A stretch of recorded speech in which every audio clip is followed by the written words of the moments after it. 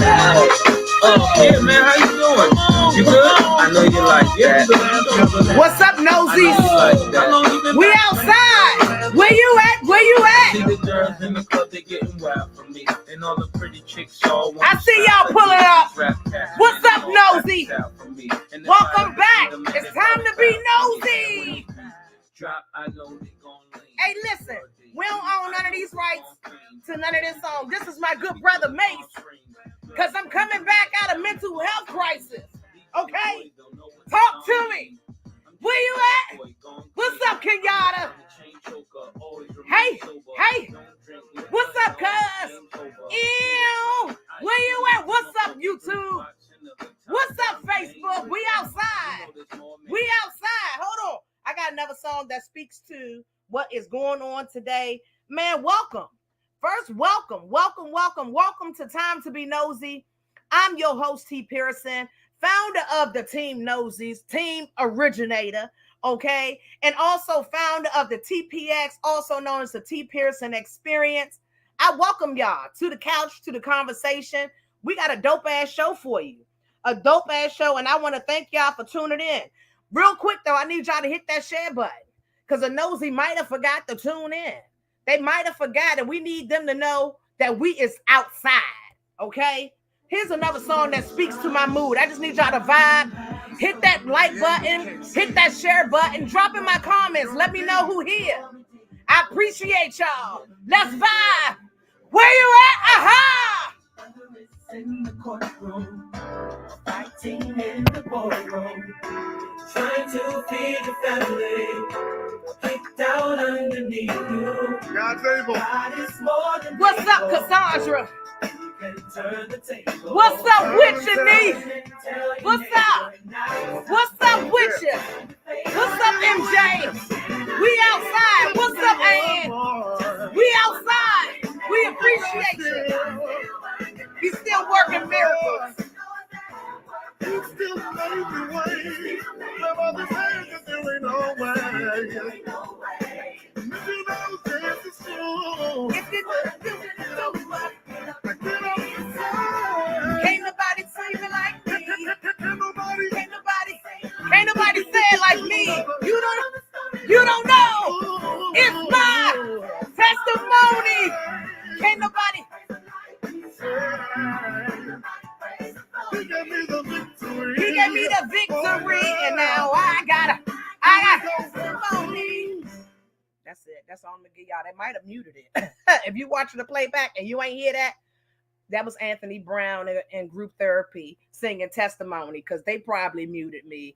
But listen, I see y'all is outside. What's up, y'all? What's up, Nicole? What's up, Hart? I see y'all. Listen, I can't see the comments for the Facebook folks unless you have enabled the permission for StreamYard to list your name.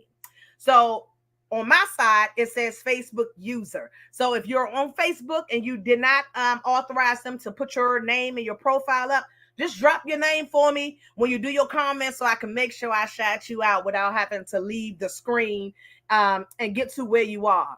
So, man, I just want to say thank you for tuning in today. We are here for Time to Be Nosy. Y'all see that arm over there? I got a special guest here with me. But I wanted to take this time, man, just to get some quick announcements, and then we're going to get into today's conversation. And thank you again for tuning in. As always, though, I'm going to need y'all to hit that share button. Let me put that down there for y'all to remember. So that, because a nosy might have forgot to tune in. So I've been on this little venture, right, of writing curriculum and personalized curriculum, as well as different lessons plans, right? And so I figured out that that's my little niche. Okay, so we are offering new services. If you are interested in new curriculum, are you a teacher? Are you a support group leader? Are you a youth group leader and you need some curriculum that is fun and engaging and comes from my heart? Okay, my heart, real personalized. Get at me. Let's talk about it. Let's chat about it. Also, listen, I got a new support group coming up, man. So it is called Thriving Beyond Trauma, Embracing Resilience and Renewal. It's going to be a group chat, man. It's going to be 2 times a week. We're going to meet virtually, And it's for folks that's overcoming trauma and dealing with mental health while life be lifing. Because we know life be lifing. So if you're interested, once again, we're going to start September the 1st in honor of National Drug and Alcohol Addiction Recovery Month, because y'all know I'm almost 7 years clean. Where them hands at? Period. 7 years clean in November, thank God. And also National Suicide Prevention Awareness. You know I'm a 7-time battler. And so on September the 1st, I will be starting that group chat. So if you're interested, get at me, DM me, and let's chat. You feel me? Because it's life is life, man. And because life be life, and I realize that I can't be the only one in struggle, right? In struggle mode. And so in true transparency of just how I operate, right? You guys know I like to share my story. I like to share my trauma and my journey to healing. Not for anything but to help somebody else heal. That's it. So I want to say something that I say all the time.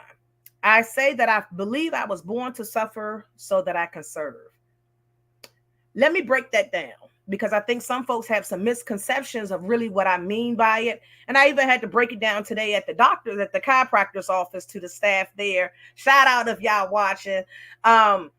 So when I say that to mean that is the only way that I can justify to myself, right? To myself, that gives me a better understanding of what my purpose in life is.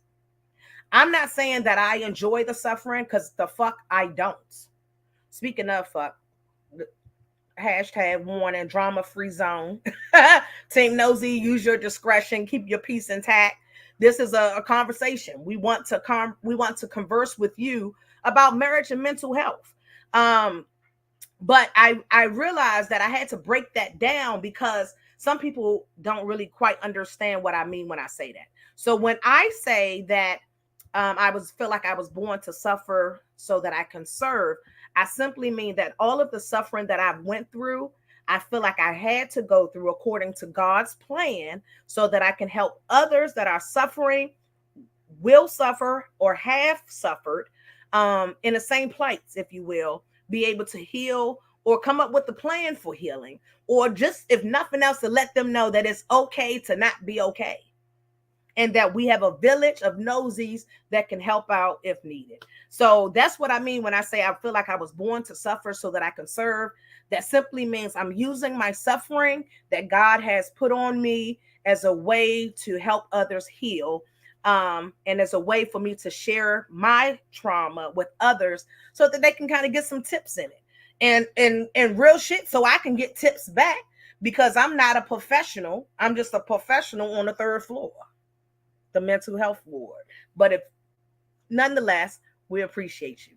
Now, if somebody you know, or if you are struggling at any point through this conversation, I want you to protect your peace. I want you to click off, and I want you to reach out to a mental health professional. We actually have Nicole on now. Nicole Fogg, she has 904 Wellness. She's a therapist. Nicole, if you could drop your information in the link, we'll appreciate it. And if you guys need some clinical support, listen, she taking clients. She got you. Also, you can text 988, which is the Suicide and Crisis Help Lifeline. I've talked about it many times because I use it myself. And the folks there, for the most part, there's some of them that shouldn't have came to fuck to work that day. But most of them are very friendly and hands-on with being able to assist you when you're there. What's up, JP? We got JP in the building. Let me see who we got right here. Who that, Charlita? Okay, Nicole, here we go. Nicole Fogg said, makes sense. You got to justify the pain as a part of a larger purpose. Absolutely. So by no means, I feel like, if we are, and I'm a Christian, let me join by saying that. So I believe that because I'm supposed to be made in God's image, and I'm supposed to be Christ-like, then if he suffered and was able to help people, and he hung out with all of them, all of the ballers, JC was walking with them, the prostitutes too. And I've had definitely done a lot of work with the sex work industry, those that voluntarily are in it and those that have been forced coerced or trapped into it. So I ain't Jesus by no means, nowhere near a perfect Christian at all, but I do believe that my healing and my day-to-day journey comes from the man above. And so I just want to say I honor that. All right. So what's up? We got somebody else. Hey. Y'all is outside. Y'all are outside. We appreciate y'all. And the damn dog trying to get over the barrier. Get down, buddy. We are on live. Back up, buddy. They don't want to see you. We got a new dog, y'all. We adopted a new dog. So today is our show. So my wife and I have a lot of conversations, right? We believe in pillow talk. We have a lot of conversations throughout the day because communication is key for us. Look at the damn dog that jumped over the barrier. He was so pressed. We put a barrier up. This boy done jumped over the thing. Hold on, y'all. Lonnie! That boy that came. Buddy, what you want to be on TV? Our new dog is okay. He's like, I want to be on TV, but we'll show y'all him later. But today we're going to talk about some of the conversation that my wife and I have as it relates to mental health and marriage. So for folks that's just tuning in, welcome to Time to Be Nosy. I'm your host, T. Pearson. Listen, we're going to talk about my mental health manic episode that I just had about a month ago, right? But before we do that, I gotta bring my sexy wife on. Hold on, let me find a song for my sexy wife, y'all. Why I'm doing that, because there is a delay. I need y'all to start dropping some love for my beautiful wife. Y'all know her as Kiya G, also known as Mrs. TPX, also known as Miss Ditz, because she's the founder and the creator of Don't Ignore the Scars LLC, where they help folks in adolescents that are dealing with self-injury and self-harm. He done came all the way up in wifey face. And so I need y'all to just drop some love. Hold on, let me find my baby a song. This is my song for my baby. This is my song for my baby, y'all. Nikki Giovanni said, we are not lovers because of the love we make, but the love we have. We are not friends because of the laughs we spend, but the tears we save. If y'all can help me welcome my wife to the screen, Miss Kiya G, where you at, baby? I used to think that I was a guy. Now that I'm on, I'm gonna call Lonnie and tell her to come get the dog. Thank you. And I won't waste my time trying to figure out. What's up, everybody? Happy Tuesday. While I call Princess and tell her to come get our lovely. Y'all like, dang, is this Candid Convo? No, this ain't Candid Convo, but we here. It's possible. It might possibly be. What's up, Chris? What's up, Chris JP? What's up with you? Great P said, this is amazing. I love what you're doing, sis. Bringing awareness and resources for the silent ones. Absolutely. Because somebody got to do it. You know what I'm saying? Cassandra said, what's up, son? What's up, wifey? You know, Kenyatta jumped in there. What's up? We got some love from Facebook. Hey, guys. Okay, I had to take care of some business. Hey, Nicole say, hey, Key. Hi. Hey, Key. Y'all know me. I have to have a little bit of wine. Yes. This is after work. What you say, looking good? You know, we try. Oh, thank you. Yeah, I'm sorry. I was like, so we're going to have some wine, right? While we talk about all this, you know, this stuff. We are. And I know you didn't say a month ago. Well, how long was it? That was a couple weeks ago. Oh, about not a month ago. See what I'm saying? That's one of my other strategies. Oops, my bad. Laugh at my pain. Lonnie, can I get my charger too? Laugh at my pain. Laugh at my pain. Thank you guys so much for joining us. It was crazy how we literally were sitting up watching, you know, T loves these crime shows, watching these crime documentaries, whatever. And they say, hey, Mom. Hi, how are you? Hey. And so then I think what happened was, I think I was saying I was proud of you, or I think I was giving you some type of compliment about where you are now versus where you were. Mm-hmm. And then we started saying, well, like, darn, I bet there's other people struggling with this. And we started talking about, sorry for the feedback, guys. But then we started talking about, thank you. Sorry. Then we started talking about what we had gone through, just processing it, right? Mm-hmm. And while we were processing it, we were like, sorry guys, that's just Lonnie trying to get the dog out. While we were processing it, we were like, geez, okay, other people could probably benefit from us talking about this. And so T was like, you know what, like we could do like a little show on this. And I'm like, oh, okay. Right. But definitely there are a lot of highs and lows, I probably would say, when it comes to mental health and marriage. And I am so grateful that you put this show together today, T, so that we can really talk about it in real time. One thing that you guys will always get from us, whether it's on our personal platforms or on our business platforms, is that you're always going to get full transparency and honesty. We absolutely have nothing to hide. There's nothing to be ashamed of. I'm so glad. She thought those were sound effects. Thank you. You know what? Right. That could work. That could work, Kiya. Oh my gosh. So shout out to the Heart of Miss V and Flights and We got some Stilettos. information coming. Y'all stay tuned for that. Kenyatta Gray, who is in the house. Thank you so much for being here. I appreciate you. So, Yeah, babe, let's get into it. Lonnie, let me get some air, please. So I brought you on the show. That look real fucking fluffy. Hold on, let me sit up because I think like you that. look fine. There I we mean, go. I look a little dark since you put the laptop down, but that's fine. You want me to cut you up? Let me see. No, Sorry, y'all. We don't have to do all that. That's absolutely. I want my fine. wife comfortable. Is that comfortable? I'm absolutely fine. Okay. I'm absolutely fine. Perfect. Meanwhile, Lonnie's in the back. You're not gonna get that much air. Okay, just close it back, sweetie. It's fine. Your mother will live. It's okay. Okay. Yes, sir. I'll turn it over. No, it's fine. It's okay, Lonnie. So, It's definitely candid convos.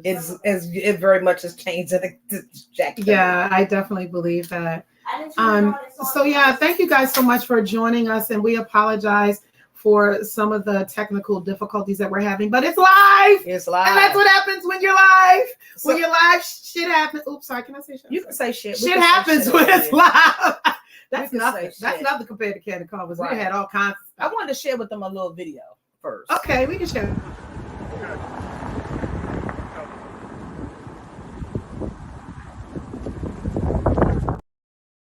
That was me and my wife, man.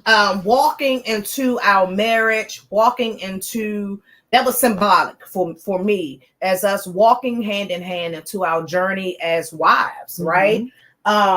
Because if you guys have ever watched any of the other shows, head over to Candid Convos with T and Kiya if you haven't. But we have talked extensively about the things that have been sacrificed. Yeah. Right? Voluntarily or involuntarily, meaning somebody else initiated, Yeah. because of our love, because of our joy, because of our relationship, and Yeah. because of our union. And so we wanted to have a show. It's hard to say we wanted to have a show because we really didn't plan to have a show. We had a conversation that led to, we should let folks know. I should let the Noseys know. Yeah. And so my wife agreed to sit down with me to have that conversation. And so for that, I'm forever grateful to you, wife. course. And you guys pulled up on us. And so thank you for that as well. So Kiya, I wanted to get into just some quick conversation for one about this quote, right? This quote is how I started my vows. And so when we got married, we were very intentional about our vows. We decided that we were going to write our own, and we didn't see it. We didn't see each other's vows until time to say them, right? Yeah. And so we actually had a very private ceremony here in our home, our new home, with our children, our photographer. Shout out to my good sis Ann, that was our officiant. She went and got it just for us, so don't be trying to ask her to do nothing. Okay. And we also had a great singer who came over and to bless us with her voice. That was my surprise to my wife, J. Ari. We appreciate you so much. Go follow her. She's dope. Yeah, she is amazing. But in that process of us writing our vows, I started my vows off with this quote. I'll read it again. We are not lovers because of the love we make, but the love we have. Yes. We are not Love it. friends because of the laughs we spend, but the tears we save. Yes.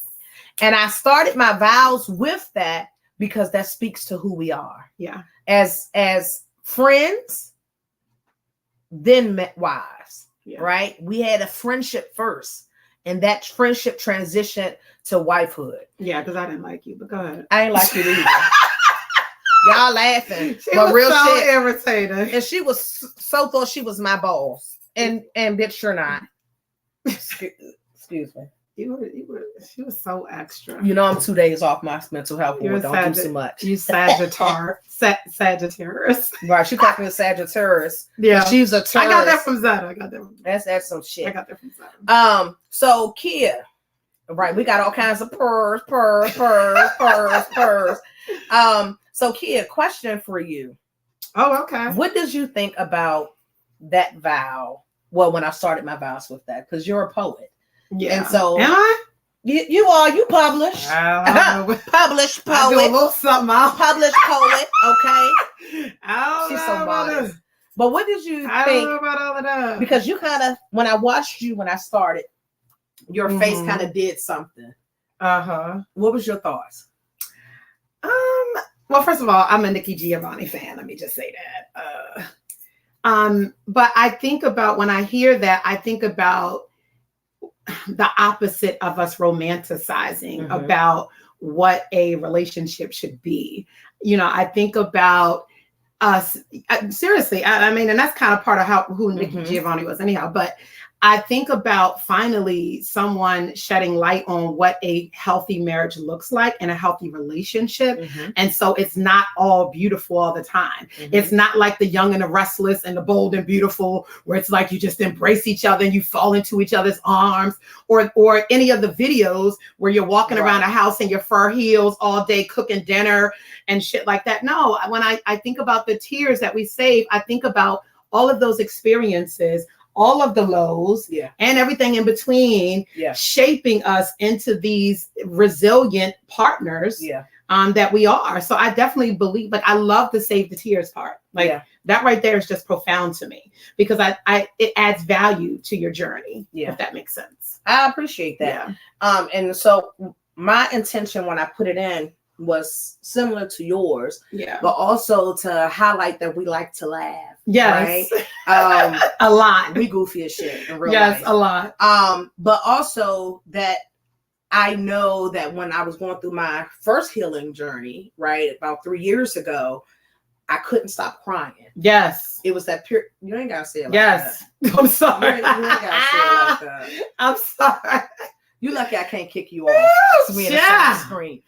But I remember I couldn't stop crying felt like forever. But it was like sporadic. Like, I don't want you guys to think like she just cried for like 2 weeks straight. No, it would be like Monday, she cried 3 times at 3 different times of the day. And then by Wednesday, maybe again 2 times while she's cooking or while she's in the bathroom. You ain't got to say all that. No, I'm just saying. You don't need to be that damn nosy. Anyhow, like I was saying, but I remember a time where I couldn't stop crying. And you did something very symbolic to me that I still remember. You gave me, you remember what you gave me? No. Your grandmother's Bible. Oh, wow. The one that just has all the Psalms in it. Yep, the Psalms. Y'all know the little gold Bible gold that be about that big and it just has the book of Psalms in it.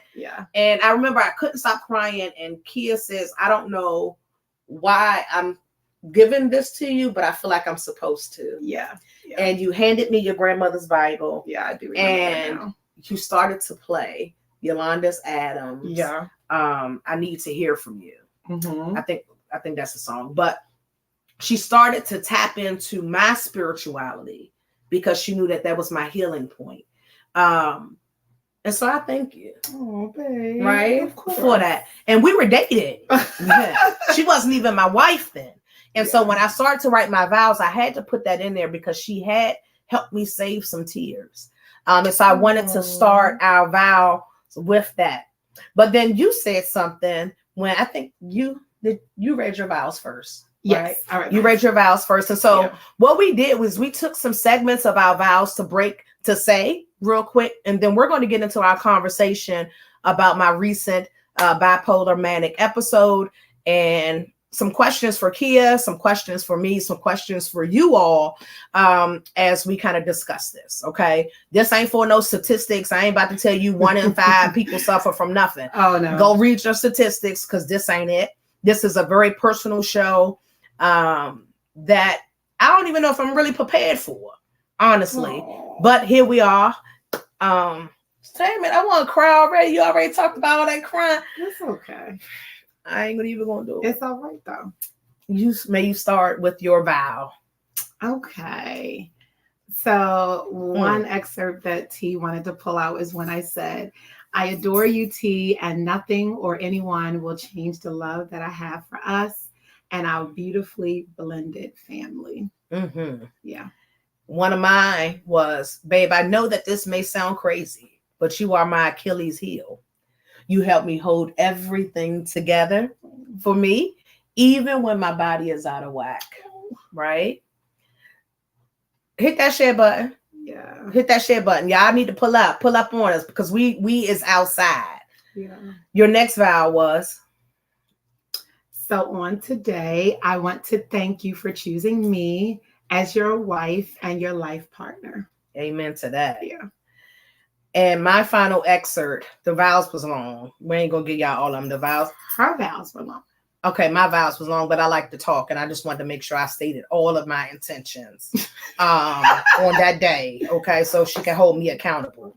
Okay, so right, Kia's had the Lord. She had this her vows. Scroll. That's her scroll. It's like cloth. I like it. Meanwhile, I was scrolling through my phone, and I was like, and I'm almost done. That's okay.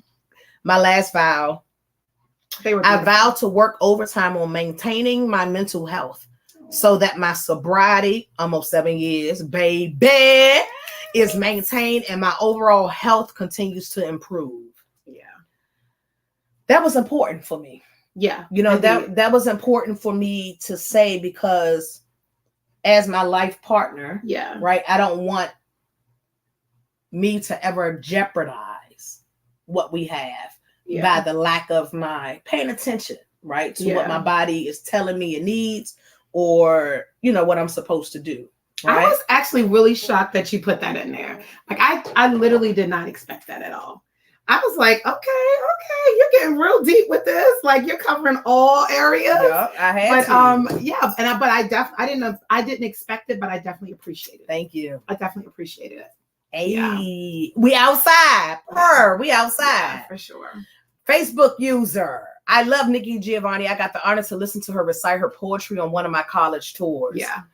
She's I dynamic. think I was in college when I first really started getting invested in her as well. Yeah. She is dynamic. But my favorite by far is Maya Angelou. I'm sorry. You know that. I'm just shout out to Ari Spears that do a good Maya Angelou. Don't do that. No, he doesn't. Yes. Oh, funky butt. He definitely don't wash his ass. I don't like him. On the radio the other day, they was talking about how many times a week you wash your butt, and dermatologists say you're supposed to do it every other day or something.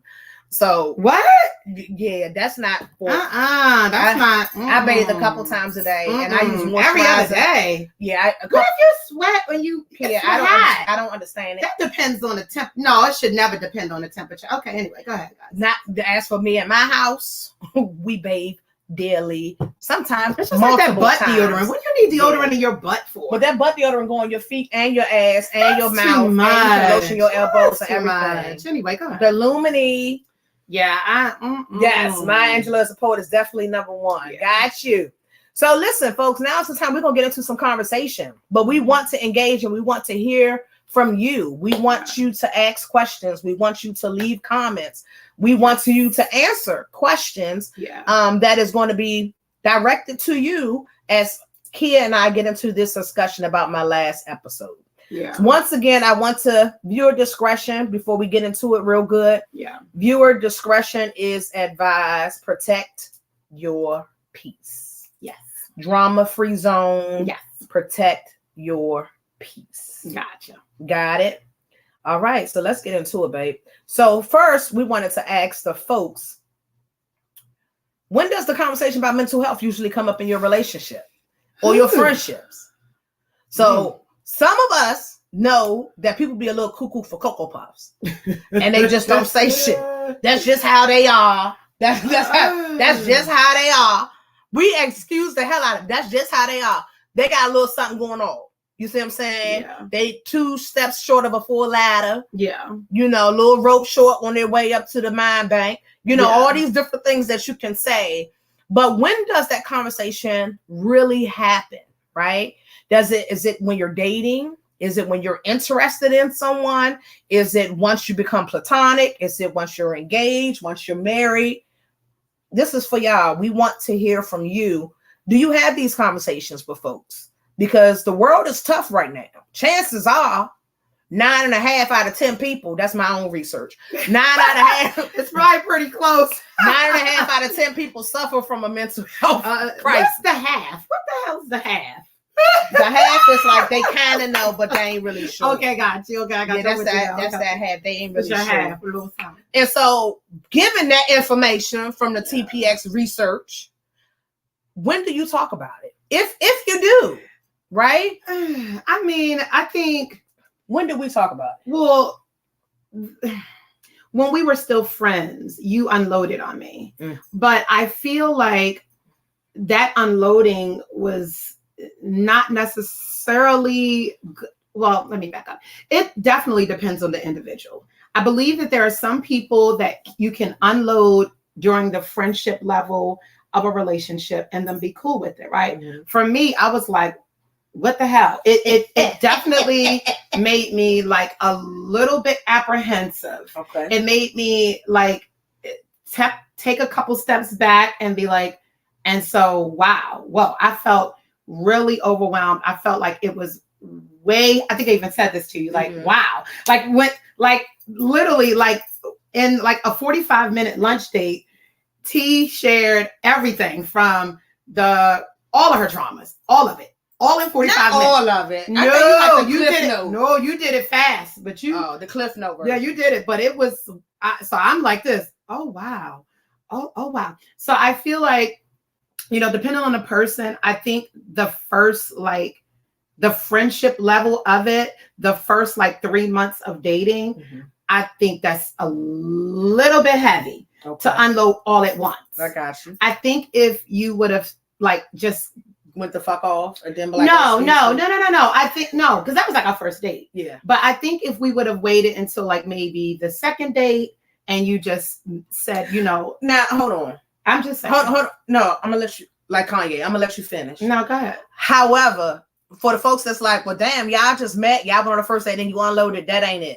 We worked together for a while. We would have conversations about work stuff in between. Yeah. But not personal. Right. And so it wasn't like I just met her and threw my shit on her. But let me let you finish that. But it kind of felt like that for me. Yeah. Because at work, our relationship was very professional. Mm-hmm. We might be like, I saw you on Facebook, IG, whatever. But it wasn't any I don't think it was any concrete, oh, this is my bestie, this is my homegirl. It wasn't like that. Mm-hmm. We went out because we were trying to get to know each other outside of work. Mm-hmm. And so for me, I think the first date is for me is more so what kind of food you like? Hey, what are you into? Oh, where do you work? What was your, that kind of stuff. And maybe by the second and third date, maybe talk about, hey, so where did you grow up at? Gradually lead to it. But you, the detail. Do you mind if I say one part? Go for it. She's and so I've been raped so many times. I'm like, oh, okay. She's like, yeah, and I'm like, okay, and I'm recovering. I'm in recovery from opioids, and I'm like, okay. So it was a bit much for me. So I would say at least from maybe I'm a little bit more I don't know how to describe myself. I'm a little bit more prim. I don't know. You said prim. I don't know if that's the right word, but baby step me. I think baby step me. And I respect that. Baby step. Because when she told me, she was like, well, wow, that was a lot.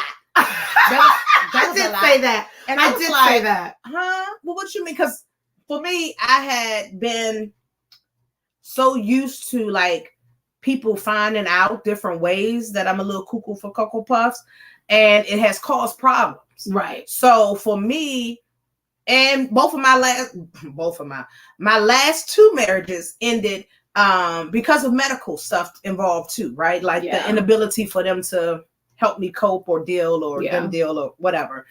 But so for me, it was important to kind of throw it all out on the table of like either rip the Band-Aid off. Yeah, either she gonna stick around or she gonna flee. She gonna and that might work for fight or flight, right? It might work for some. And I didn't intend to, though, and I think we talked about that after. I didn't intend to throw it all out. I just got nervous, and so I started rambling. And she was asking questions, and I was answering honestly, but she's like, "Well, damn, you could have lied on that part." My bad. I ain't know, because I've been trying to operate on this space of honesty and transparency. I did not say lie, I don't think. You was like, you could have not said that. You could have not said all of that. I said, "What, you want me to lie?" So, okay, so we got some comments. Let me get into these comments real quick. You funny as shit. You ripped the Band-Aid off. Amani say it starts with the friendship. That conversation has happened early on, as soon as we friends, because real stuff, like, you don't know really what people be going through, right? So I'll ask questions when you go out with me. Like, when you drink too much, what do that look like? Do you like to fight? Do you get sleepy? Do you talk too much? You know what I'm saying? If you 420 friendly, what that look like? Do you spaz out when people stare at you? When people bump you? Like, what is your maintain? Because I need to know. I think if we're going out to fight or not. I don't necessarily believe, like, even in a friendship, when you are in a friendship that you eventually, when you're in a friendship with the intention of getting more serious, I think some of that stuff is observation. I don't think you're like asking, like, so do you wild out? You like, well, you just observe. You just I'm probably, I done fucked around and found out observing I'm too probably much. The most observant, like the first like 3 to 6 months of a relationship. No, you made I'm me the court. most I had observant. to court her, y'all. We courted. Yeah, we were having sex because like you had enough of that.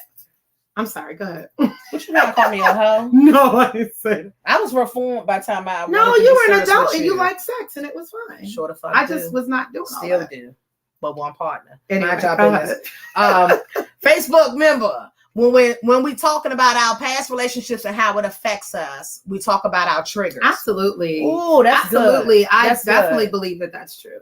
Hey, Mel, what you say? Shout out to my good sis, Mel. And my good nephew Kamal, that's down there being a grown-ass man in Florida. Yeah. He got a grown-ass man job after his grown-ass man diploma from Bowie State. Korea, shout out, nephew. You out there doing it. My good sis say, when a ninja do something that look a little familiar.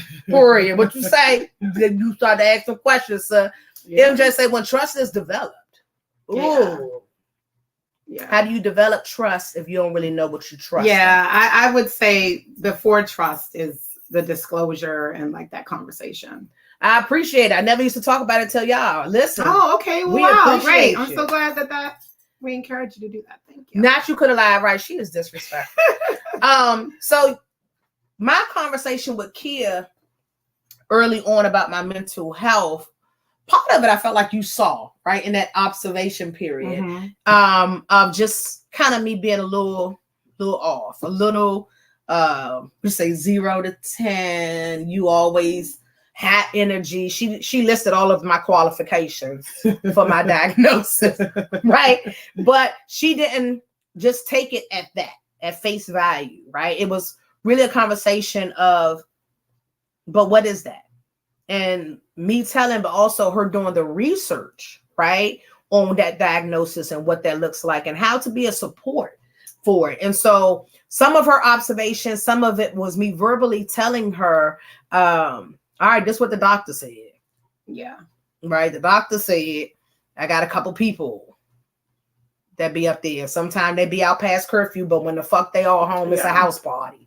Right. Or I may cry. I'm triggered by some of my trauma in certain ways. And so for me, I needed to be honest with this woman that I know is going to be my wife, because I knew she was going to be my wife before she did. Right. And so I started to court and date her in that process of grooming, if you will, myself to be her wife. and what that would look like for me as it comes to like all of the stuff that I have to deal with. So I wanted to make sure that I shared with her, right? And as new diagnosis came, she was with me. And you know, I'm like, you get a get out of jail free card, because you know this might be too much.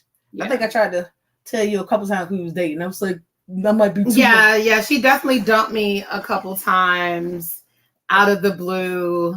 And the justification was like, I definitely am, like you would say, like, I'm so fucked up. Yeah. I'm so fucked up. Like, I don't even want to bring this to you and your children. Like, it's too much. And and sometimes you feel like that, you know. And my biological kid, Lonnie, look, she know her mama was fucking born. She was born into my Cocoa for Cocoa Pop. Okay. Yeah. And so we manage that way, but bringing in an outside group. Yeah. Right. That's like bringing somebody over to your house. You'd be like, excuse the mess. You know, I didn't get a chance to clean up. Yeah. That's about how I felt with my life. Kiya, excuse the mess. I ain't really get a chance to clean up, or like the help mate that I needed to help me clean it up. Yeah. Tanika says, what's up, Tanika? What's up, Red? Hi, Tanika. Hi. I told Red on the first date I was on Zoloft and Wellbutrin. That was 15 years ago, right? Because y'all just celebrated the anniversary. Happy anniversary. Happy anniversary. Right. Yeah. Amazing. I haven't used them in years. They don't work. Right. Okay, you need medication. Would you say you down work? Let's just say not shit. Right. I was trying to protect you. Exactly. Yeah. That's about how I feel. I definitely felt like I was protecting her, but also protecting me. Right. Because I had put my heart on the line so much before, just to kind of get it back in straws, or my partner allowing me to just be crazy. And just avoiding me. Yeah, I thought that was a little crazy. I thought that was like probably my biggest concern. And like when I said this to T, I remember she got ultra defensive because she felt like I was criticizing her village, right? But like there were some behaviors that I would see, or I observed them, and both. And there were some physical issues as well as there were some emotional, mental issues. Okay. And like, I would be like, so like, what's the plan? Right? Like, I'm one of those people. And I'm like, plan for what? I'm like, so like, how are you addressing this? And it's like, oh, they're used to me being like this. And I'm like, but you're not functional. Like, this is not, I think it would have been different if I didn't see her struggling to try to manage these symptoms, and it taking its toll on her physically, and causing, like, the stress would cause her to have these horrible seizures where her muscles Y'all would ever lock had your up. whole body have a Charlie horse? Your whole body. That's what I experienced. So like, as she started talking to me about some of the medical concerns she had, I was like, and so I'm reading and I'm like, and so stress can trigger this, and stress and stress and stress. And I'm looking at her like, well, shit, lots of stress, right? And so I was a little bit perplexed about how she had all of these powerful people around her, but like, did anybody bring you to the floor and say, and so like, in order for us to continue our friendship, you're going to need to get treatment, and you're going to need to get consistent, and you're going to need to do this.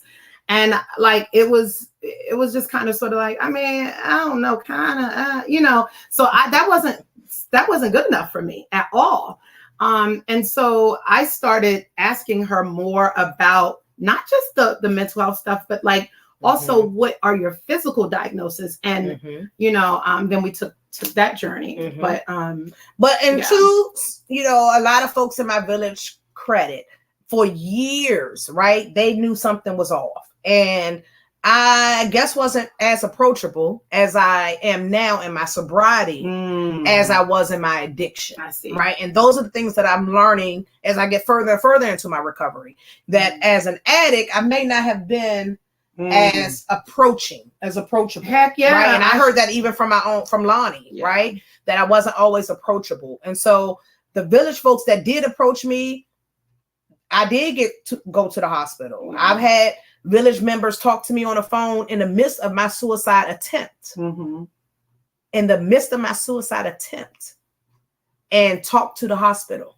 and explain to the hospital what they heard or overheard or whatever, right? I've had village members pull up and say it's time for you to go to rights. Yeah. Because it's time, something ain't right. Yeah. I had my village Ann and Mel showed up at my house when I was planning to take my last trip with my child to Florida, to Disney World. Yeah. You know, every kid wants to go to Disney World. I made a plan to take her, pay for everything, but that was going to be my last trip to her. Yeah. I was coming home and kill myself. And my village pulled up at my house and was like, something ain't right. We don't feel right. So I do credit, there's some vital members of my village that has definitely pulled my bootstraps and was like, sis, I know what the fuck you're talking about, but that ain't it. Yeah. Right. And you need to go do this and you need to go do that. But I feel like when in the midst of my addiction, right? Yeah. I wasn't ready for none of that. Yeah. Right. I wasn't ready for or even understood the level of crisis I was in. Right. Exactly. Right. Because I was that feeding makes it. sense. Yeah. I was feeding it. You know, I was feeding the addiction day in and day out as I steadily was helping other people. Yeah. Heal I think all of that. I think I understood the history, but just to clarify, I understood the history, right? Yeah. But I think my concern was like, yes, indeed. I'm watching you like actively in an episode and having concerns, and I'm looking at people around you partying and being in your presence, and like it's like fucking nothing. It's almost like a roach is on the wall and they're used to it, so they just let it crawl. Meanwhile, the new person is like, oh my God, right. Take that shit out. You know, right? So like, and that's how I started to feel. And so like one of your cousins, but then when I started becoming more assertive, right? When I really was like, I'm really feeling this woman. Like in the midst of everything that you shared with me, like I still was captivated by you. And I still saw all of these amazing traits that you had and talents and all this stuff. And I'm like, I used to like, this is my India RE. Like you were so beautiful and so intelligent. And so unique in your approach to things. And so like, I remember your cousin had literally said to me, she says, you know, thank you for being there for her. Like, I think a couple of your village members came and said like, I don't know how you got her doing this, but like, thank you, because we live so far away. We can't necessarily always get to her the way that we want to. Hey, so, look, I appreciated that. My true sisters was like, thank you. I appreciate that. Yeah, maybe she will listen to you because we've been trying. Yeah, but not all the time she wouldn't. Because she'd be like, you're probing me. This is the field you're in. Don't treat me like a client. Period. She'd do that. So yeah. Period. And did. Anyway. And did. Anyway. Armani says, I think that's one of the biggest problems. Trying to help others heal while planning my last action or not being able to heal myself. Yeah. Listen, that's what we do in our hurt state, sis. Yeah, I think it's very difficult to try. The whole time I was hurting, right? Hurting. Yeah. Before, I've always had jobs that helped other people. I've always had a profession that helped other people. It's a good distraction. I would always focus on helping other people, even in the midst of my own shit. I could be laid up in a hospital. Somebody call me. I'm going to talk them through what they're going through. Yeah. As I still take my pain pills. Do you remember what I said to you about that? I remember we had a conversation until you got it. Because there was times that like she was really honestly overextending herself to complete mental, emotional, and physical exhaustion. Yeah. And I would challenge her and say, and so like, what are you doing? Like, and when you are trying to help someone while you're in this state, do you understand like the risk that you're taking, the liability that you are exposing yourself to, that faulty intervention that could happen without you even knowing that you're not helping them, right? You can help them when you're at your best, right? And so you're not at your best. And this is what I do. And that, you know, and so I think one thing when we're talking and I know you probably want to move on, you can put that next question if you want to.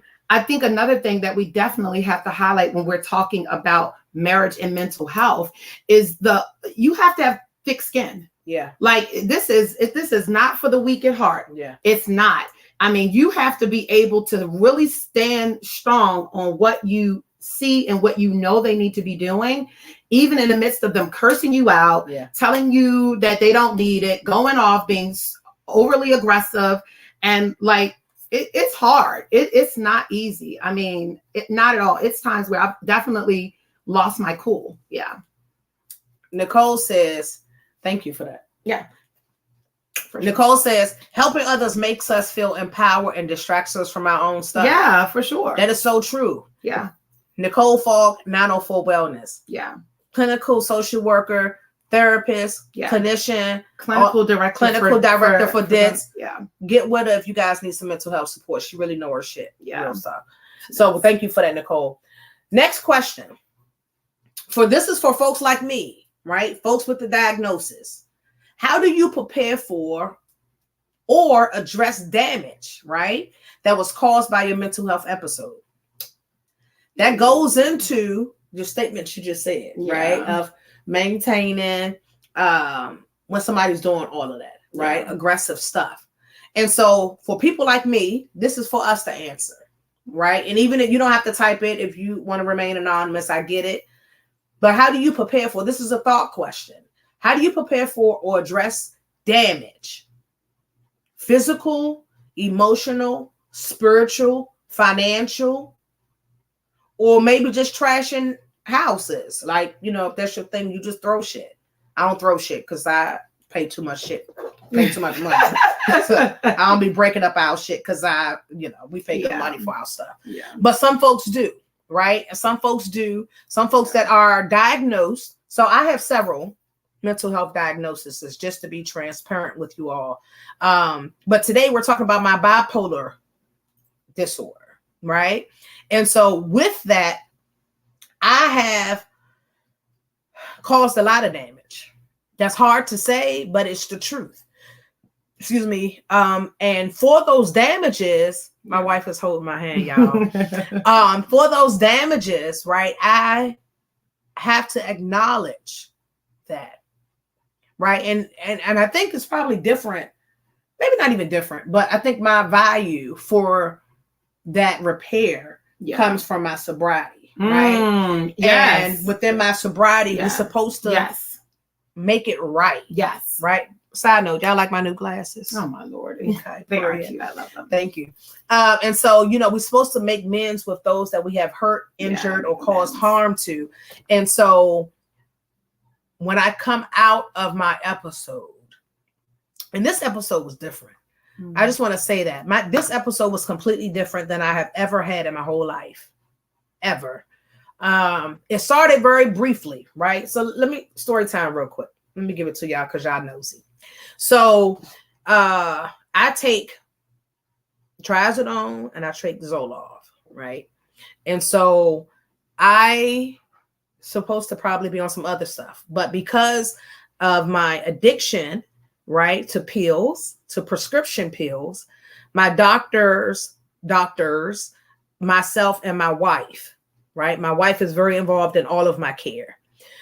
We had conversations. I don't like to take a lot of pills. It triggers me, right? And so I try to minimize, even when she gives me vitamins, I'm like, babe, can I get a chewy? Can I get a gummy? Because yeah, she does do. Too many pills triggers me, right? And so I'm like, okay, right? So my wife got me back in treatment because I had been out for years of no medicine or minimum dosage, right? But not really being followed by a psychiatrist continuously. I'll say that. But she got me in order. So I got my medicine, So I don't know, right? Life be lifing. Life be lifing. And in the midst of the life be lifing, it was like, what am I supposed to do? What was I supposed to do, right? Because things was happening and I'm supposed to take my medicine every night. But if something happened, I forget. Because of my other neurological things, I have memory issues sometimes, right? Y'all know I'm a beat up ass disabled vet. I don't look like my struggles, thank God. Okay.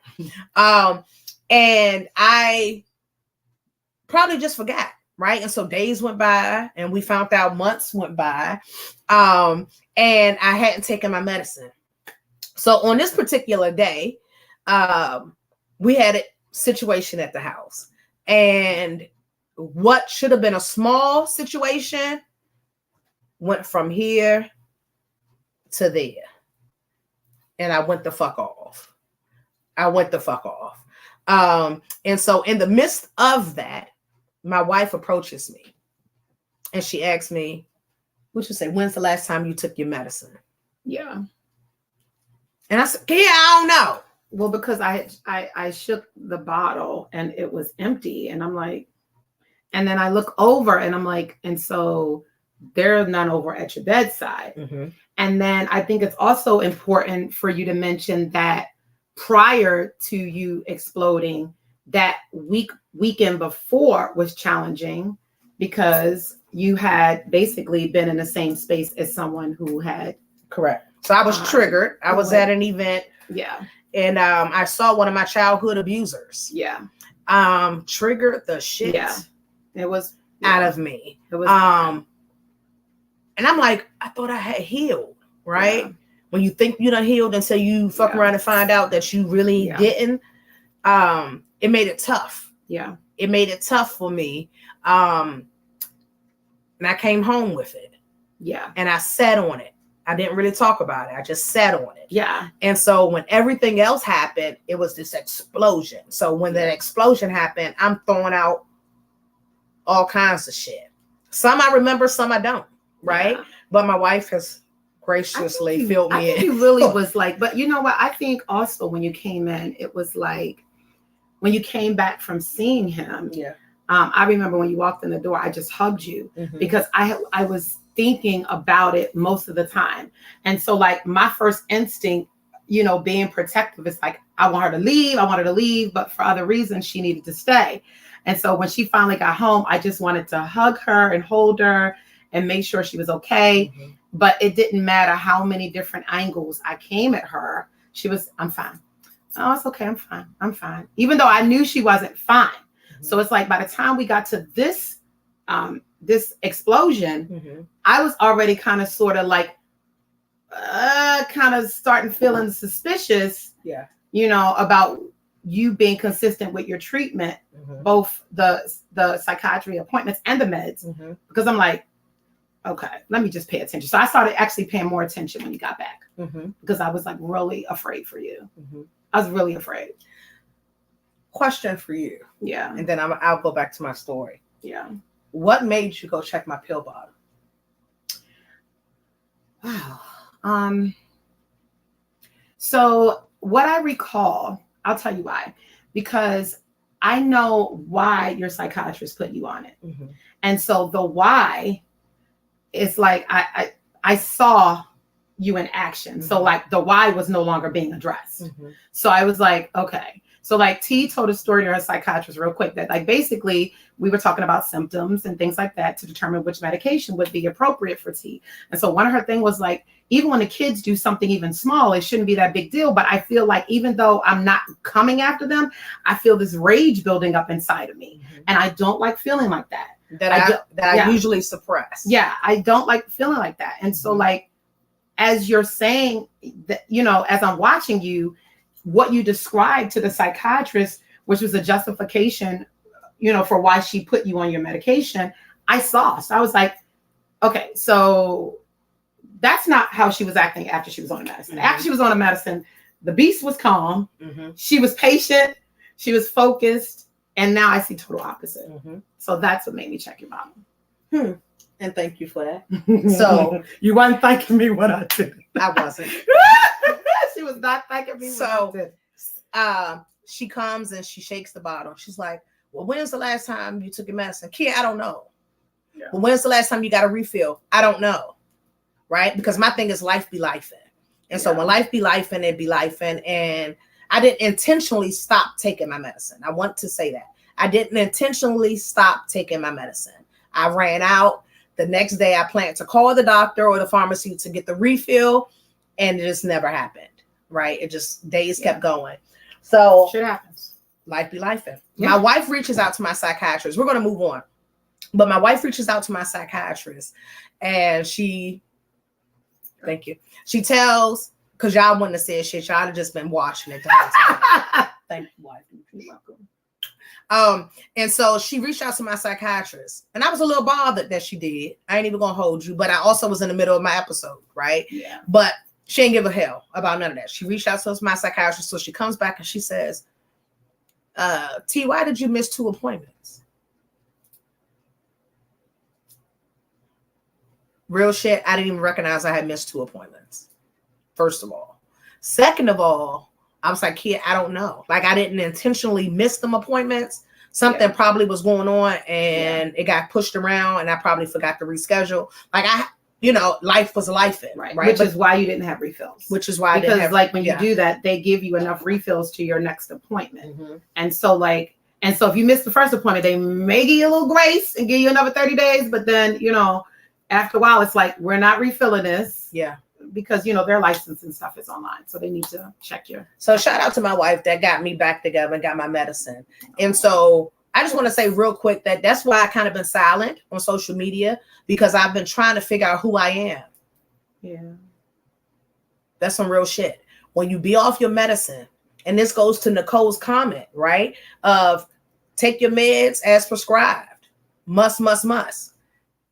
If you are on mental health medicine, speaking from my experience, make sure you don't run out of refills. I said that on my post, right? Yeah. Make sure that you're staying up with your dosage that you're supposed to take, because when it runs out, that crazy get the crazy in. And I forgot how crazy I really was until the fuck it showed up at my door. I think another reason why you didn't feel the full impact is because you have a medicinal marijuana card. Yeah. So you can, but smoke. Even with the medicinal marijuana, and learn your tinctures.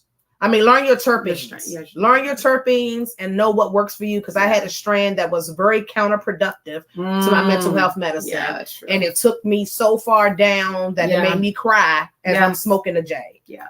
I didn't like that one. Right. So learn your terpenes. I didn't like that learn one, what they mean so that when you go to get your stuff, if you go to the dispensary, you can know what medicine in the plant, which is the terpene, really will work for what you need it to do. So side note to that. So we also had a comment in that said, Marnie was answering question number 2. In the past, I targeted myself because I didn't know how to prepare or address my damage. Wow. So you just blame yourself and I think that's a very normal reaction to things. I did initially. I ain't even gonna hold you because my thing is, oh, well, I was like, oh, well, they be all right. Yeah. They be all right. Oh, well. And then in response to me saying that, they said, that's just how tea is. That's just tea. Yeah. That's just tea. And the tea that was before was not okay. Yeah. The actions that I did was not okay. The damage that I caused was not okay. And so for the last 7 years, right, I've been intentionally trying to repair that damage that I've caused people, that I've caused myself, right? So first I had to heal me. The repair always starts with me, forgiving myself, apologizing to myself, giving myself grace. For sure.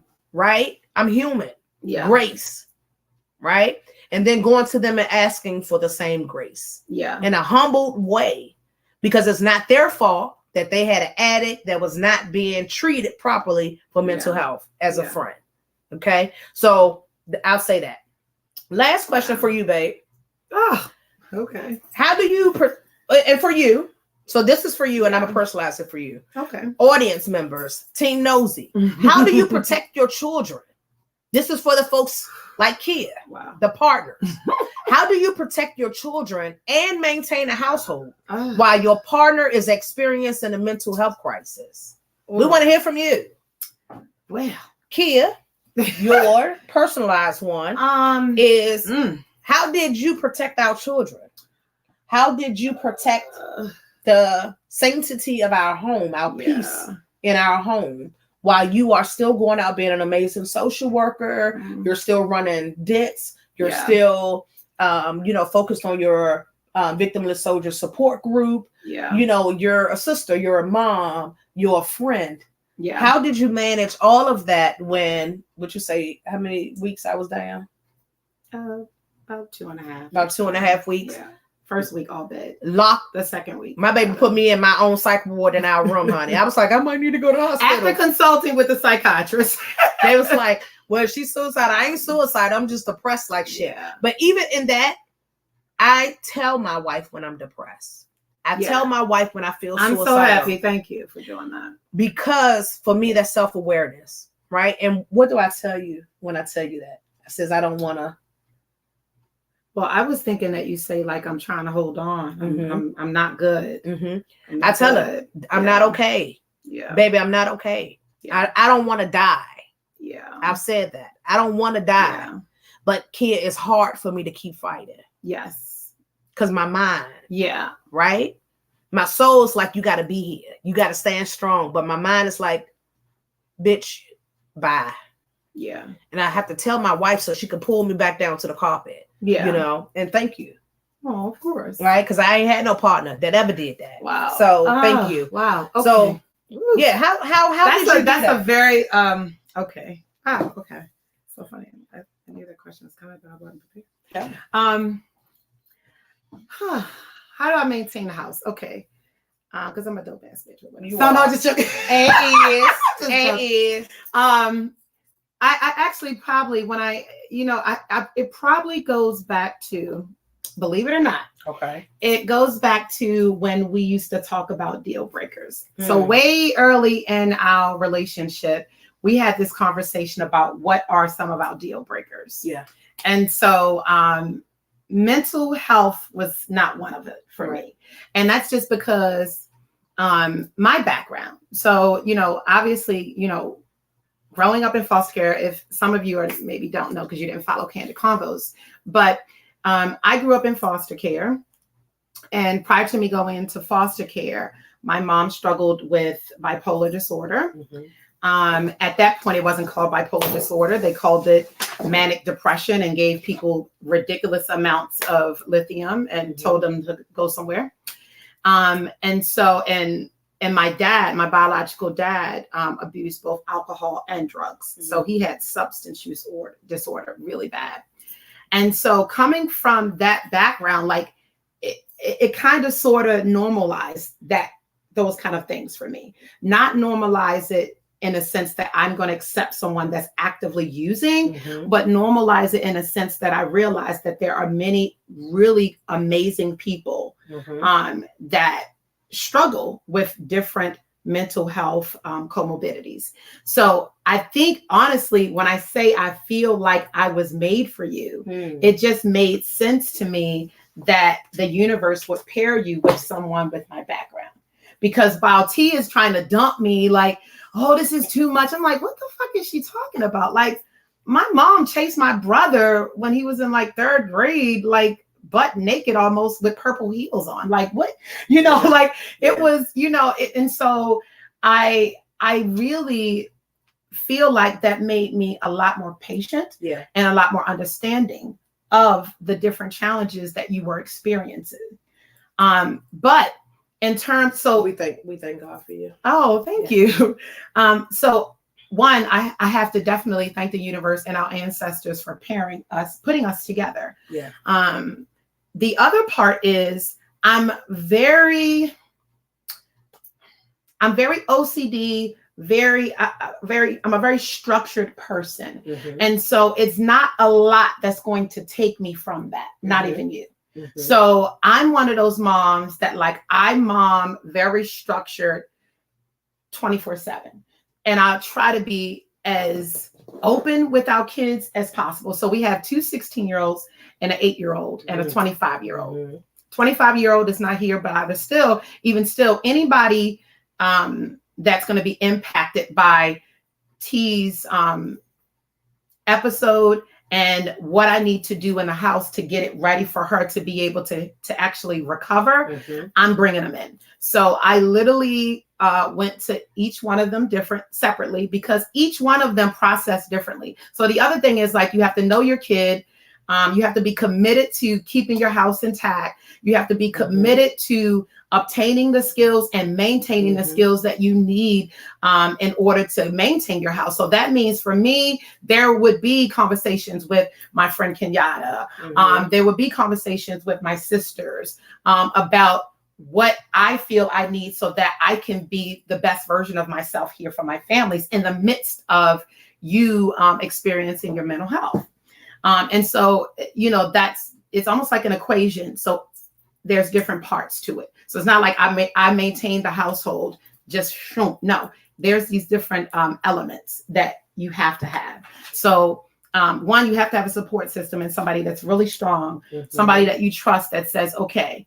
And then you have to have, somebody like Nicole Fogg, who is like, and so are you okay? And so what are you doing for you? Those kind of things. And so you also have to know your children. You have to know your children, and you have to be committed to keeping this house and keeping this boat above the water, floating. So I literally went to each kid separately because all of our children are uniquely different, right? So for Lonnie is our sensitive baby. And so like for her, she's a worrier. She's a worrier because she's also T's biological daughter. So the connection that you and Lonnie have is like something that is amazing to me. The connection that you two have is so different than, say, the connection that you and Jay have, right? And so with Lonnie, I have to take into account the years that she's seen her mom struggle with things and how that impacted her. And I have to say it in a way that doesn't worry her, that makes her understand that I'm here.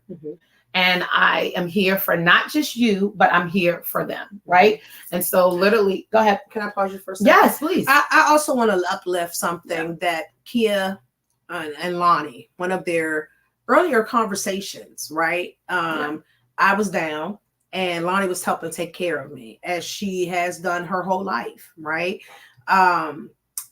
Painfully, right? I want to acknowledge that has been painful for me. And her and I have talked about it, and so Kiya says, you can go ahead. I got your mom. Yeah. And Lonnie says, no, I'm okay. I have it. That's what I know how to do. Kiya talked to Lonnie and says, it's okay. I'm here now. Yeah. And I got your mom. And that made Lonnie feel so good. Right. Yeah. Because not in word, but in action. Yeah. Because she saw you have me. Right. Yeah. She saw you day in. Well, she saw even then. Yeah. And definitely now. Right. I think that it's just a powerful component to our blending. Right. Of the family. And, because our kids have mental health diagnoses too. Yeah. So I'm not the only one in a home that has challenges. And, our oldest daughter. Well, yeah. Don't do that. He is just fine. Like I said. He plays Spider-Man and talks to imaginary friends. Good. And did I didn't even tell you what he did at the eyeglass place yesterday? Please stop. I says, Will, what the hell? You all right? He's like, oh, I'm just playing. Girl, he was doing this shit. He's the youngest kid, guys. His siblings are 16 and he's 8. So well, he's Spider-Man in the goddamn. I'm just trying to pick my glasses. Yeah. Anyhow, so we are the family with the red door. Yeah. And we have our challenges, right? And so I think it was very powerful for you as the bonus mom. Yeah. To come in and not just say, but to do. Yeah. Right? The I have you. Yeah. So I just wanted to say that. Oh, so, of course. And I think the other thing that was really haunting Lonnie was that your past relationship was so different, right?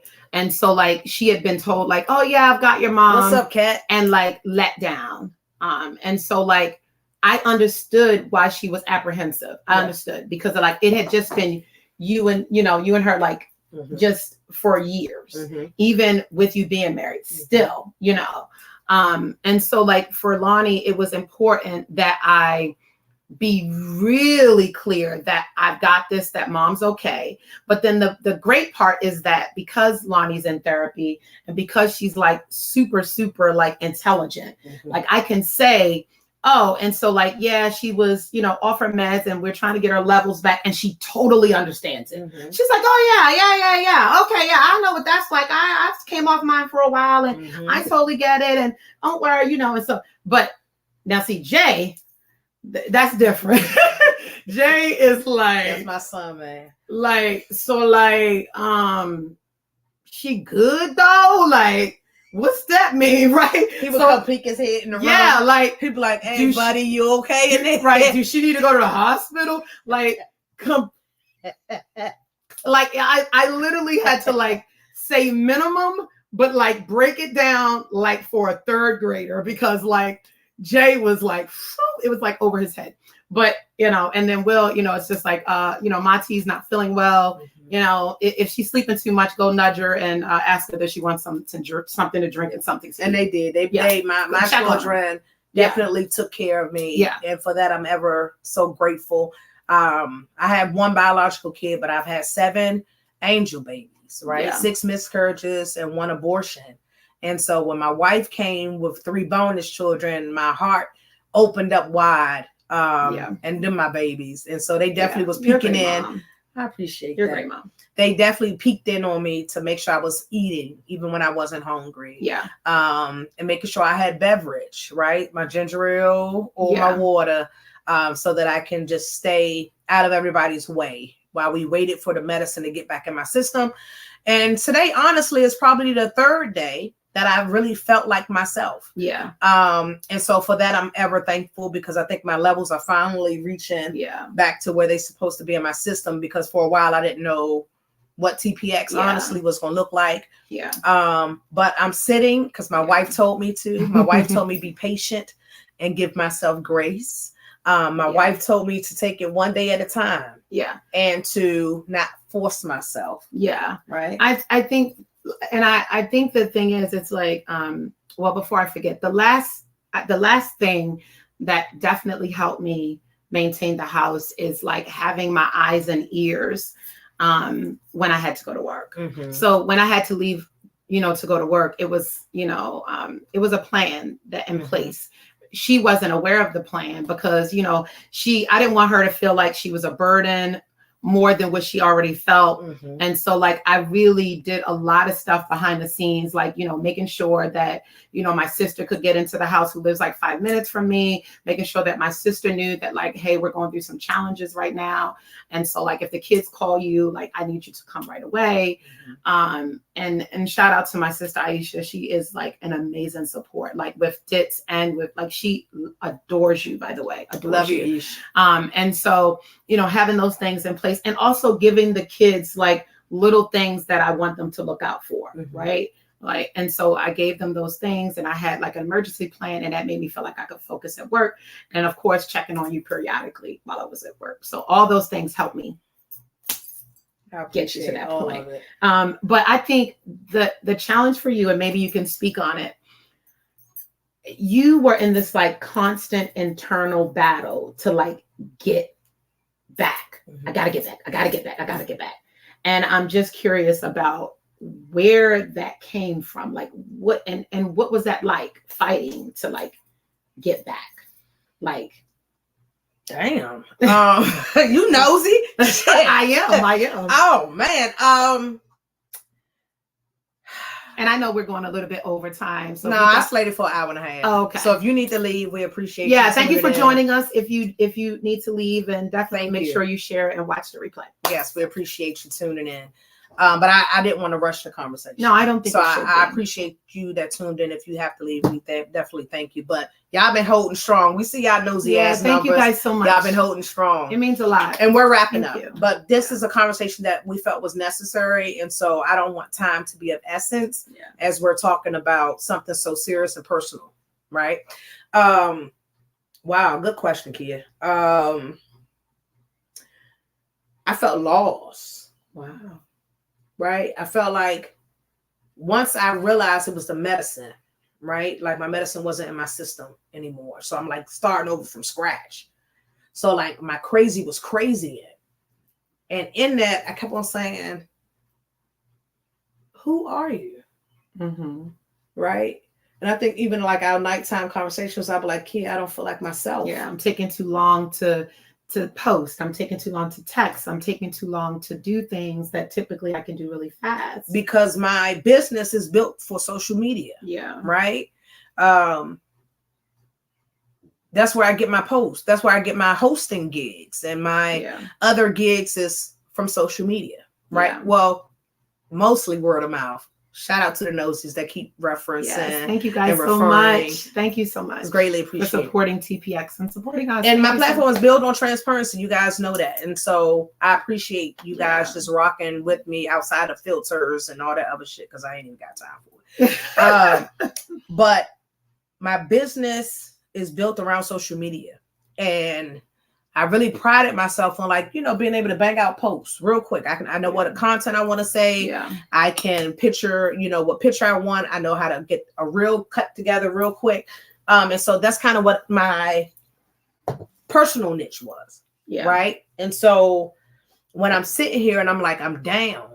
Yeah. Like real down to the point, thank you, where I don't even know who I am. Yeah. I'm not recognizing who I am. But I have a resemblance, right? I used to say, but I feel like I kind of know who I used to be. Yeah. And I kind of thank you, because my wife know Lent kills me. I will watch the replay and go crazy. Thank you. She be loving me. I love the way you love me. Thank you. But I was like, I have to post, Kiya. I can't go radio silent. Yeah. Not to mention, I'm also responsible and under contract for a nonprofit. I run their social media because I'm a brand strategist. If you need some help, let me know. And I'm like, but I have to do that, right? Because I'm under contract. And so I will push myself to post, because that's my contract. That's my job, even though I'm running my own business.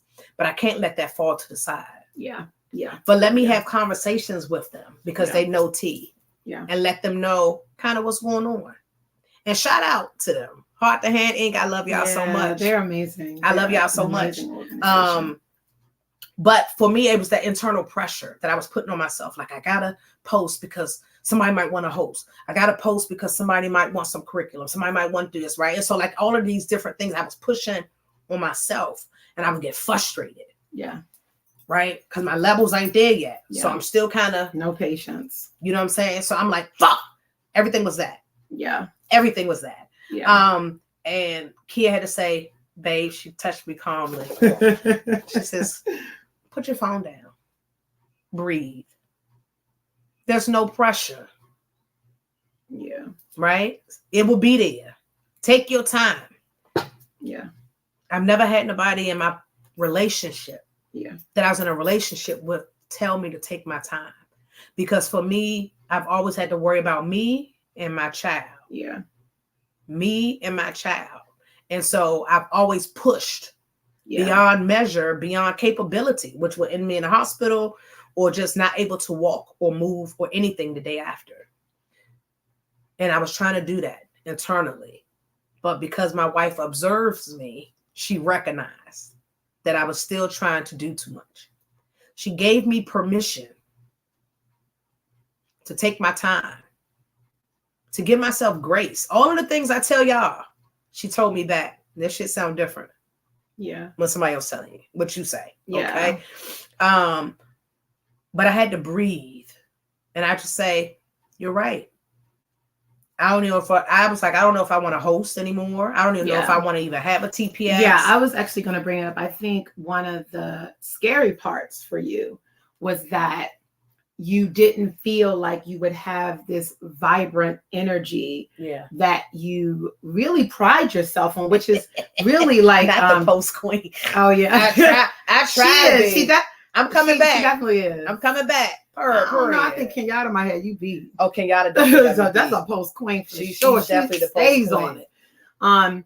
But I think one of the other things, and it's crazy, I had to really dig deep into some of the pointers. We love you guys back. And thank you so much for being here. Again, thank you so much. While we're discussing, if you're just joining us, we're talking about mental health and marriage. Yeah. And even in this conversation, I think it's good for individuals who are engaged, as well as individuals that are already married. But I think as I'm reflecting, I'm thinking about, this fear that you had. T had this fear where she just was like, I don't know if I'm going to be able to get back to this vibrant, energetic T that is the essence of what your brand is, created on, right? So you are the vibe influencer, right? And so, I am a little bit older than T. And so enough. 4 years ain't that much. That's enough.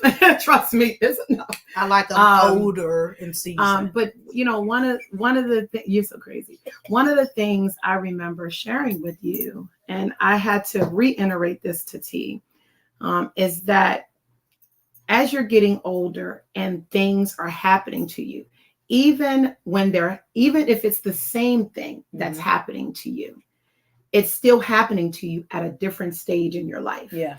And so the impact and the message that you take from that is different than maybe when you were 30 and it happened, and maybe when you were 30, 40 and it happened. And so what I had to try to get her to see is that different is not necessarily a bad thing. Yeah. That as you start to evolve into the more mature version of TPX, that may not be, it may not be booty popping, jumping, and twerking. It may very much be, hey, I might do a little pop, right? I might do a pop, but guess what? After I pop, I want to now do curriculums. So, it's allowing her the space to be free and to be open and to accept the new version of her is something that's not an imposter. Because that's how you were treating it. It was like, no, that's not her. That's not I her. didn't recognize myself, y'all. Um, Like this smile and stuff, Yeah. you see, I didn't have. yeah. I didn't have this. And it's hard. Freak. I didn't have this. And when I looked in the mirror, I didn't recognize myself, and I would cry. Yeah. And I would get angry. Yes. And I would go to like, oh, I really want to laugh, right? At somebody's crazy ass post. Shout out to Peaches, because she keeps me running. That's my day one. We love you, period. Peaches. She's amazing. And so usually I can look at her stuff and like, it takes me to this chuckle world, right? Mhm. But I will see it and like nothing.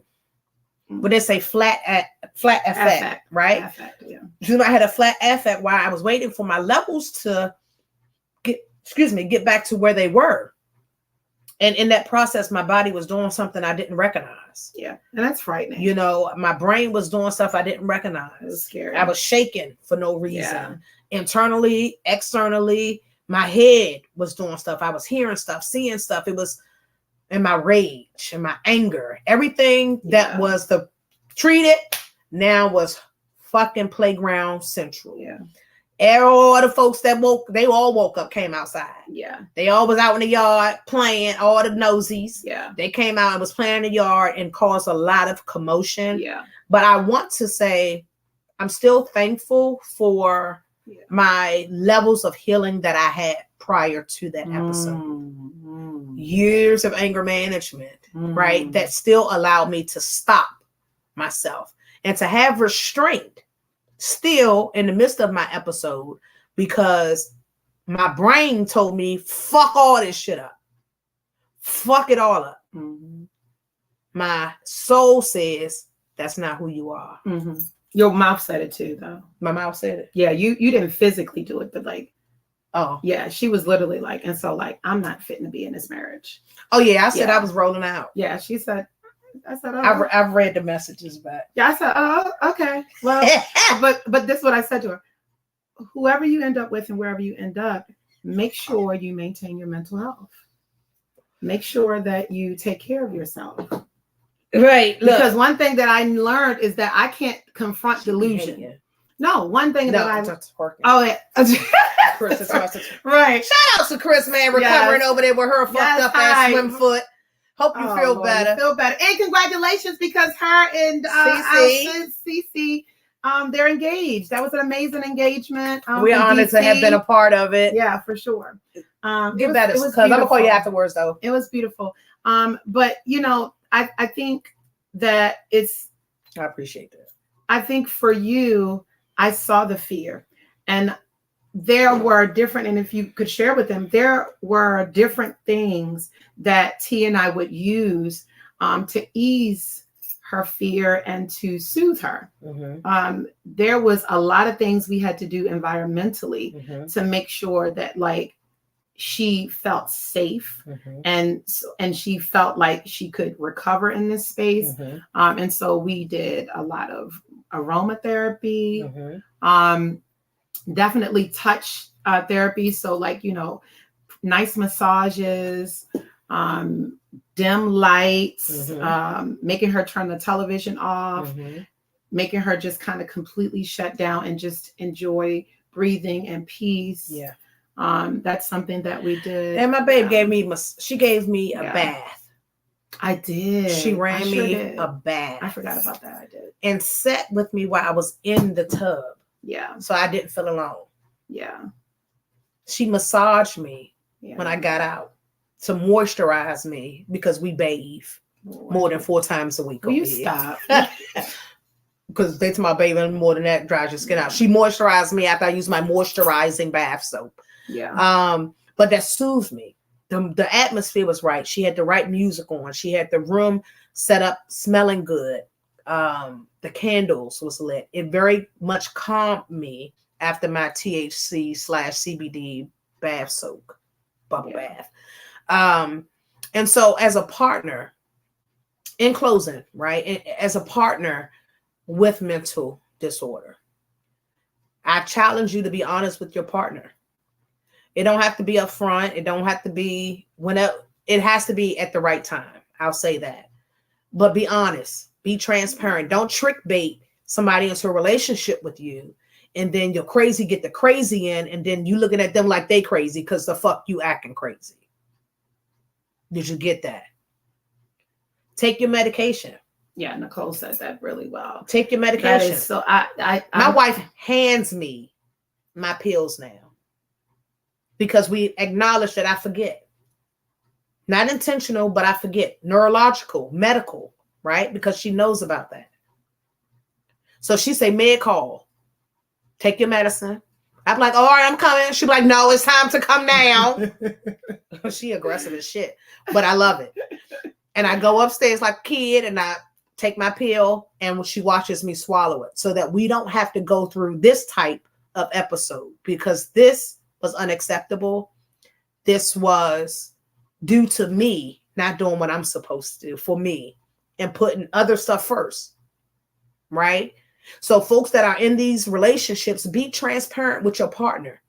Let them know what your triggers are, those that you know.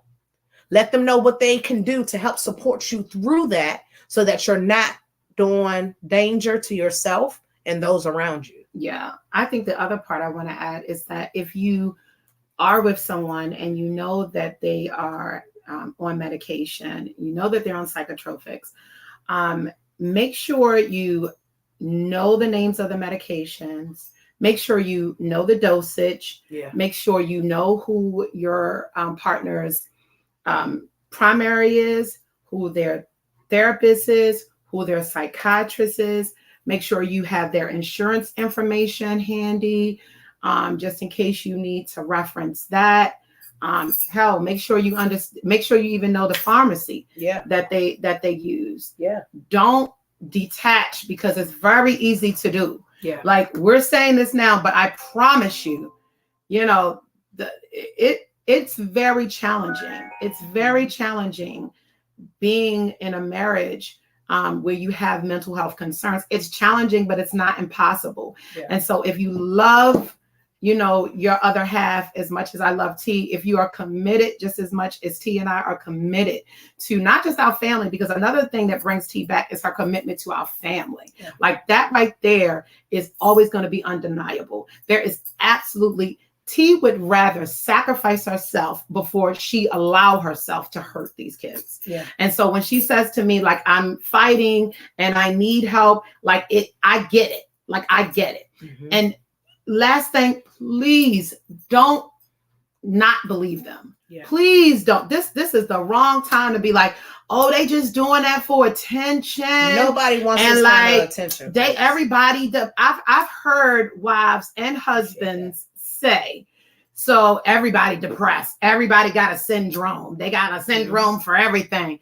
That's not the time or place for that. Like, even if you're wrong, even if you're right, you can't afford to be wrong. Yeah. So it's worth you investigating further. Mm-hmm. So yeah, that's it. Great. Yeah. We had some comments. I want to uplift a few of them, and then we're going to get up out of here. So, let me start back further. So we have someone said support comes in all forms, and I love that y'all spoke on that. Oh, thank you for that. I appreciate that. Thank you so much. Armani says, woo, glad you brought up honesty with your partner. Just talked to MJ about this, and I have a wall of fear up. Oh. And it happens, right? Trauma allows walls to be put up. Yeah. Right? That's real. Trauma builds walls more than Trump. So make sure you address them, though. Yeah. Because that wall, as Erykah Badu so greatly spoke in her Bag Lady song, that baggage can stop you from moving forward. I know from myself, I've had to heal on so many different levels about so much trauma. Yeah. And I'm still healing. Yeah. Right. And y'all see me healing continuously. Yeah. But it has to happen, sis. Yeah, I agree. This must be my new bald head niece. Hey, niece. Oh, geez. Chris says we all need that. Having a partner like that caters to your needs, is attentive to them, is a blessing. Oh, correct. Thank you, Chris. This here is a reminder we should always count our blessings. Yeah, for sure. Absolutely. Yeah. This must be one of the boom boom rooms. Aggressive. No, she not sweet unless her kitchen not clean. From when you put that little book. Oh yeah, when the kids wouldn't do their chores, I had to put signs up in the kitchen and Kiya blocked it. Yeah, it was off limits. It worked. Being observant is so important because you will begin to identify those triggers and what may be able to aid them. Yes, that's so important. You want to speak on it real quick? No, I think it's self-explanatory. Very important. Please pay attention. Don't ignore you. Don't ignore. I may not know all my triggers, but my wife will observe them and say, "Babe, you all right?" And I'll be like, "No, I'm good." Why? You sure? And I'll be like, "You know what? I don't know. Something going on, but I ain't even really sure what it is." Yeah. Or I tell her, "Kiya, I don't know." Or I'll start to cry. I'll say that. I'll start to cry. She's like, "Well, what's wrong? Why are you crying?" I don't know. Yeah. My answer, because I'm not going to think about it. My answer is, I don't know. I just feel like I have to. No, that's real. That's real. And with regards to triggers, I think something that is also really important, and I was telling Kenyatta this when we went to our house. I was right. I said, I love, I remember I had shared with Kenyatta that I love that she's making her home her own personal oasis. You really, listen, I don't care if you live in a shoebox. My grandma said to me, I don't care if you live in a shoebox.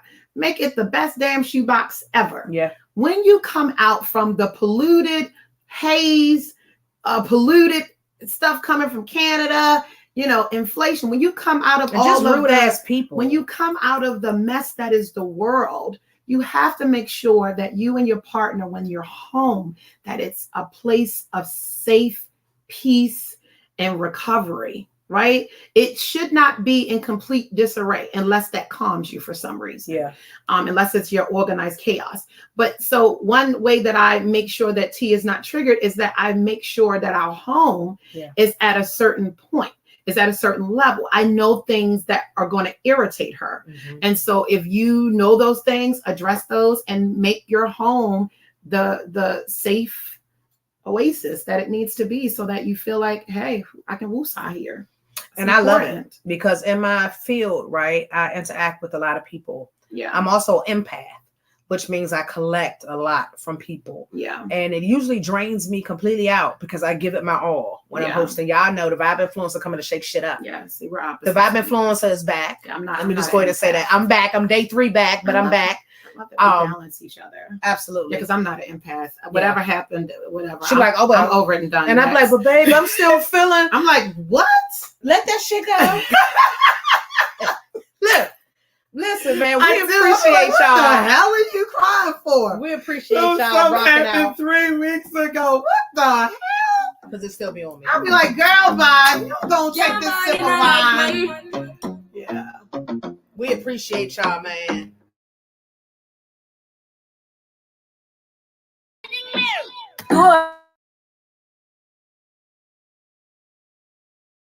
We back. Listen, the halls was here. The halls was here.